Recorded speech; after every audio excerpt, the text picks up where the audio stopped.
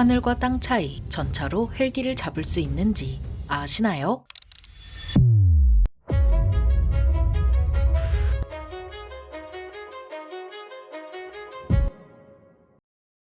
안녕하세요. 지식스토리입니다. 이번에는 영화에서나 가능할 것 같은 일인 전차로 헬기를 잡을 수 있는지 알아볼 텐데요. 지상전의 왕자로 불리는 전차는 1차 대전부터 오늘날까지 다양한 전장을 위풍당당한 모습으로 누비며 그 가치를 증명해왔습니다. 미사일과 드론의 발달로 전차 무용론이 대두됐지만 그런데도 전선을 돌파하는 데 있어 여전히 전차만한 무기는 없습니다. 물론 보병 전투차나 경전차로도 전선을 돌파할 수는 있지만 이 두 무기는 미사일이나 드론까지 갈 것도 없이 보병이 운용하는 중화기로도 박살날 수 있는데요. 하지만 전차는 보병이 운용하는 중화기로는 격파하기 어려워서 상대적으로 장갑이 약한 상부만 노리는 미사일이나 드론으로 격파해왔죠. 그래서 미사일과 드론의 발달로 전차와 함께 무용론이 대두되는 무기가 바로 헬기입니다. 냉전 시대부터 유럽으로 진군하는 소련의 전차 군단을 막기 위해 헬기에 대전차 미사일을 장착하기 시작했는데요. 하지만 그 역할을 드론이 더 싸게 인명피해도 없이 수행할 수 있게 되면서 전차와 함께 무용론이 대두되는 것이죠. 지상전에서 전차는 대체제가 없기에 무용론이 대두돼도 퇴역할 일은 없지만 헬기는 드론이라는 대체제가 있어서 무용론이 대두되면 퇴역할 수도 있습니다. 그렇다면 무용론이 대두되는 전차가 같은 처지에 놓인 헬기를 잡을 수 있으면 어떨까요? 헬기이기는 미안한 소리지만 불가능한 일은 아니라는 것은 이미 2차 대전 때 증명됐습니다. 독일군의 티거 전차를 지휘하던 오토 카리우스는 매일같이 쏟아지는 소련군의 공습에 대해 본인이 할 수 있는 것이 없어서 분노 게이지만 차오르고 있었습니다. 하지만 오토 카리우스는 소련군의 인류신투 공격기가 매일 같은 방향에서 오는 것을 눈치채고 한번 격추해보기로 마음먹었는데요. 그래서 오토 카리우스는 어느 날 포수에게 주포로 인류신2를 조준하라 지시했고 첫 발은 빗나갔지만 둘째 발이 인류신2를 격추하는 데 성공했죠. 이게 가능했던 이유는 오토 카리우스라는 좀처럼 세상에 다시는 나타나지 않을 인물 덕이지만 티거의 주포가 8.8cm 대공포를 기반으로 하기 때문이기도 합니다. 8.8cm 대공포는 구경이 좀 되다 보니 티거의 주포로 쓰기 전부터 포구만 내리면 대전차용으로 쓰기에 부족함이 없었습니다. 그뿐만 아니라 T-34 전차가 저공비행하던 헨쉘 129 공격기를 격추한 사례도 있는 만큼 전차가 항공기를 격추하는 것이 불가능하지는 않은데요. 냉전 시대에 규모가 가장 큰 전쟁이었던 베트남 전쟁에서는 전차까지 갈 것도 없이 보병의 소화기로도 수많은 UH-1 헬기가 격추당했죠. 그래서 등장한 것이 바로 AH-1 헬기로 무장과 장갑을 보강해서 보병은 물론 전차까지 상대할 수 있도록 만들었습니다. 하지만 모든 헬기가 AH-1 같이 장갑을 갖춘 것은 아니라 전차에 달린 대공기관총에 격추당하는 사례도 적지 않게 있어왔습니다. 전차에 달린 대공기관총은 콘크리트 벽도 스티로폼 마냥 부술 수 있는 중기관총이라 장갑이 얇거나 없는 헬기는 충분히 구멍을 내서 격추할 수 있는데요. 그래서 보통 헬기 조종사들은 전차가 공격해올 만큼 낮은 고도로 비행하지 않지만 그렇다고 미사일이 어디서 노리고 있을지 모르는 노릇이라 항상 높은 고도로만 비행할 수는 없죠. 1963년 미 육군 전투개발사령부 실험센터는 헬기에 헬기 모형을 매달아 날리며 전차로부터 얼마나 살아남을 수 있는지 시험했는데 그 결과 전차가 헬기를 찾기만 하면 명중률 96%라는 놀라운 결과를 보여줬습니다. 시험에 사용된 전차들은 M41과 M48 그리고 M60으로 M60을 제외하면 당시에 이미 낡은 전차들이라 헬기를 찾을 수 있는 확률은 고작 16%였지만 그런데도 헬기를 찾기만 하면 96%가 명중했던 것이죠. 현대 전차는 컴퓨터가 조준을 도와주는 것은 물론 주야간 가리지 않고 볼 수 있는 장비까지 갖춰서 헬기를 찾아 격추할 확률이 몇 배는 높아졌습니다. 그렇다면 왜 실전에서는 전차가 주포로 헬기를 격추하는 사례가 잘 나오지 않을까요? 그 이유는 요즘 헬기도 만만치 않기 때문입니다. AH-1 이후로 더 발달한 공격 헬기인 AH-64가 등장하면서 전차는 그대로 헬기의 밥으로 전락했습니다. 파나마 침공 당시 처음 모습을 드러낸 AH-64는 걸프전에서는 전차 278대를, 이라크전에서는 전차 80대를 격파한 어마어마한 전과를 자랑하는데요. AH-64는 시속 365km의 빠른 속도로 비행하며 30mm 기관포와 2.75인치 로켓포 그리고 헬파이어 미사일을 발사할 수 있는 상당한 화력과 기동성을 자랑하죠. 심지어 이것들만 상당한 것이 아니라 지상 가까이부터 건물 또는 언덕 등을 은폐물로 이용해 기습적으로 공격할 수 있고 적진 깊숙이 침투할 수도 있습니다. 이런 AH-64가 언덕에 숨어있다가 빼꼼 올라와 헬파이어 미사일만 쏘고 쏙 숨어버리면 전차로서는 할 수 있는 것이 아무것도 없는데요. 120mm 전차포의 사거리는 보통 3-4km이고 헬파이어 미사일의 사거리는 8에서 10km로 2배 이상 차이 나다 보니 헬기가 전차를 먼저 발견하면 속수무책으로 당할 수밖에 없죠. 심지어 AH-64에는 전차에서는 눈 씻고 찾아볼 수 없는 레이더까지 달려있어서 사실상 전차를 찾아 박살내기 위해 태어난 전차 사냥꾼이라 할 수 있습니다. 그래서 지상군은 이런 무시무시한 헬기의 접근을 막으려고 장갑차에 기관포와 미사일, 레이더를 얹은 자주대공포를 운용하는데요. AH-64가 아무리 날고기여도 스텔스는 아니라서 자주대공포에 걸리면 기관포와 미사일에 산산조각 날 수밖에 없죠. 하지만 전차도 가만히 당하고만 있을 수는 없기에 미군에서는 1994년에 M830A1 엠펫을 선보였습니다. 이 포탄은 미군이 1980년대부터 써온 포탄을 대체하려고 만든 것으로 다목적 탄두 덕에 장갑차, 벙커는 물론 헬기까지 잡을 수 있습니다. 이게 가능한 이유는 M830A1 엠펫이 3조각의 알루미늄 철갑탄으로 구성되어 있어서 기존 포탄에 비해 더 멀리 날아갈 수 있는 데다 코 부분에 근접 신관이 달려 있어서 헬기를 직접 맞추지 못해도 그 근처에서 폭발해 피해를 주기 때문입니다. 근접 신관은 미사일에 주로 쓰는 장치로 미사일이 항공기에 부딪혀서 폭발하는 것이 아니라 항공기 근처에만 가도 알아서 터지도록 해줘서 그 폭발과 파편으로 항공기를 잡을 수 있도록 해주는 필수 장치인데요. 지상전에서 강한 전차가 이런 것을 달고 공중공격까지 하다니 이건 시즈탱크가 공중공격하는 것만큼 사기적인 기능이죠. 이대로 전차가 대공까지 하면서 전장의 왕자로 거듭나나 싶지만 헬기도 가만히 당하고 있을 수는 없기에 조종사를 포기하는 초강수를 두는 경우도 있습니다. 러시아는 신형 공격 헬기인 MDP-1 터마이트를 선보였는데 이 기체는 조종사를 포기한 무인 공격 헬기입니다. 러시아어로 흰개미를 뜻하는 터마이트는 2021년에 실물이 공개되면서 양상계약까지 체결되었습니다. 터마이트는 최대 이륙 중량 450kg에 최대 속도는 시속 150km로 가벼우면서도 느린 편이지만 가장 큰 장점은 바로 가격에 있었는데요. SA-델 공대지 미사일과 광학 탐지 장비로 최대 6km 떨어진 2세대 전차를 일격에 격파할 수 있으면서도 가격은 기존 공격 헬기의 70분의 1밖에 안 되죠. 그러니까 튼튼한 기본기와 저렴한 가격으로 대량 생산된 터마이트를 전차를 부수라고 보내면 전차로서는 답도 없습니다. 전차가 M830A1 엠펫으로 터마이트를 몇 개 격추했다 해도 뒤이어 나타난 터마이트가 전차 상부에 미사일을 꽂아버리면 세대가 어떻든 전차는 그대로 끝장나는 것입니다. 이 소식에 미군은 얼마나 겁에 질렸는지 다영역 자주포, 줄여서 M닭을 개발하고 있는데요. 전차 얘기하다 자주포 얘기가 왜 나오나 싶지만 M닭은 레일건을 위해 개발된 초고속 발사체로 드론, 순항미사일, 항공기를 격추한다는 정신이 아득해지는 무기죠. 2027년쯤 시제품이 나와서 2028년쯤 현장에서 구를 M닭의 기술을 전차에 적용해버리면 터마이트고 뭐고 다 부숴버릴 수 있을 것 같습니다. 하지만 그렇게 되었다가는 터마이트에서 한 단계 진화한 더 무시무시한 헬기가 나올지도 모르겠는데요. 이렇듯 지금 당장은 헬기가 더 유리할지 모르겠지만 전차도 지상전의 왕자라는 별명에 맞게 헬기 상대로도 그렇게 꿀리지는 않습니다. 아예 불가능하지는 않은 전법, 전차로 헬기를 잡을 수 있는지 알아봤는데요. 영상이 유익하셨다면 구독과 좋아요 부탁드립니다. 감사합니다. 지식스토리였습니다.